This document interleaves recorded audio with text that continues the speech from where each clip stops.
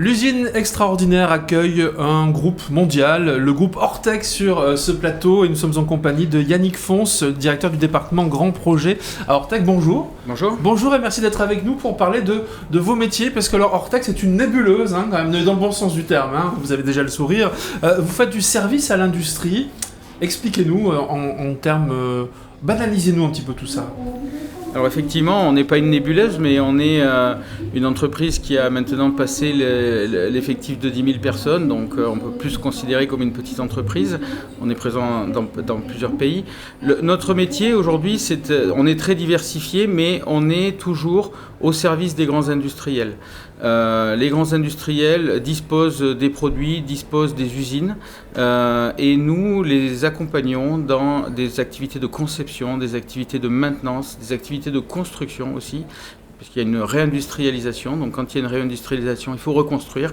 Et effectivement, on est dans nos cœurs de métier, le sous-traitant pour accompagner ces entreprises. Alors 11 000 salariés, c'est un groupe de taille mondiale, ça veut dire que vous avez des gens qui travaillent un peu partout dans le monde, Alors effectivement, on a 11 000 salariés, dont à peu près 6 000 en France, donc ça veut dire 5 000 hors de France. Avec le siège à Aix-en-Provence. Avec le siège à Aix-en-Provence.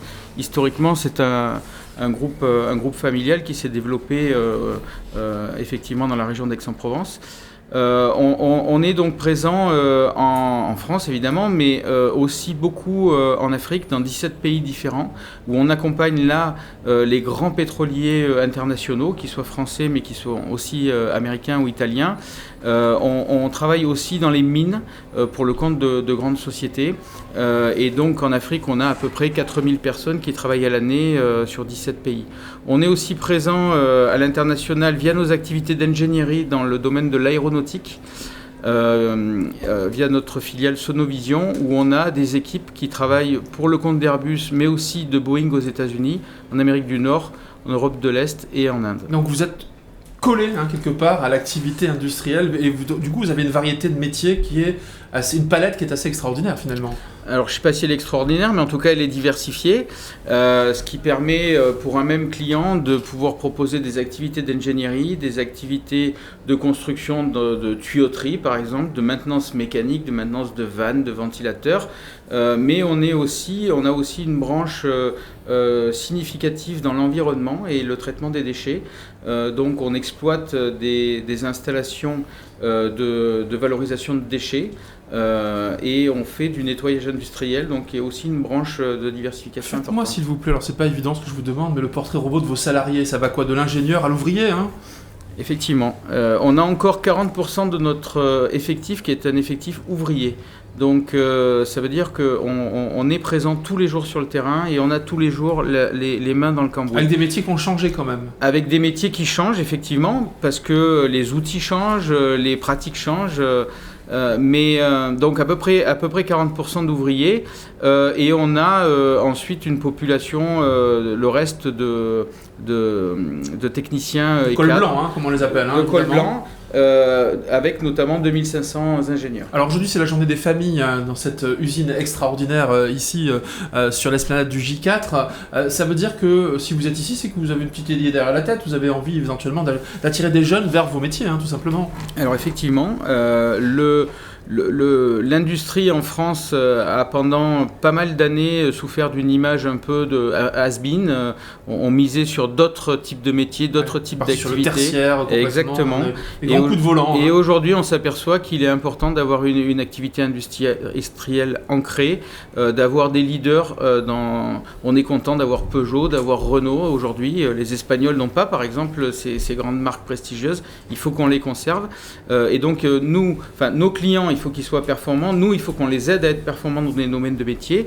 Et ensuite, il faut qu'on attire une population de jeunes vers ces métiers-là, qui sont en progression importante. Parce que vous avez des métiers en tension, vous avez des métiers où vous avez du mal à recruter encore? Oui, alors il y en a qui sont fortement connus. Le métier de soudeur, par exemple, qui est un métier particulier dans lequel on est en général dans des conditions de chaleur, je dirais difficiles. Ce sont des métiers difficiles, mais par contre ce sont des métiers pointus, ce sont des métiers où la gestuelle est extrêmement importante, où il faut des années pour se perfectionner. Et typiquement, sur ces métiers-là, aujourd'hui, on est en tension. Malheureusement, quand il est nécessaire, on est obligé de faire appel à de la main-d'œuvre étrangère, notamment des pays de l'Est. Oui, c'est assez régulier, qui travaillent très bien, mais on voudrait. Il y a un gisement d'emploi. On voudrait tous que ce soit la personne du coin qui puisse occuper ce poste demain. Est-ce que vos métiers sont purement masculins ou est-ce que vous ouvrez aux femmes ou est-ce qu'elles sont déjà présentes dans votre groupe ? Alors les femmes sont évidemment déjà présentes. Il y a une poussée quand même depuis des années maintenant à féminiser, y compris des métiers qui étaient réputés comme masculins. Donc sur les chantiers, en maintenance, on voit effectivement des femmes et pas forcément que dans la chimie ou qui étaient des domaines réservés historiques. Donc effectivement, que ce soit dans la partie ingénierie, dans la partie ingénierie, on a à peu près 30% de femmes, ce qui représente plus que la quote-part de celles qui sortent des écoles d'ingénieurs. Donc les femmes sont les bienvenues chez vous. Exactement. Et quand elles viennent vous voir également. Comment est-ce que vous travaillez à l'industrie de demain ? Parce qu'évidemment, finalement, vous êtes un peu dépendant des grands groupes. C'est pas vous qui allez inventer les usines de demain, mais quand même, vous participez à leur amélioration. Tout à fait. Alors, les usines de demain, ça veut dire pour nous qu'il faut qu'on soit capable de s'adapter aux évolutions de nos clients et que sur nos cœurs de métier, on soit capable de les devancer.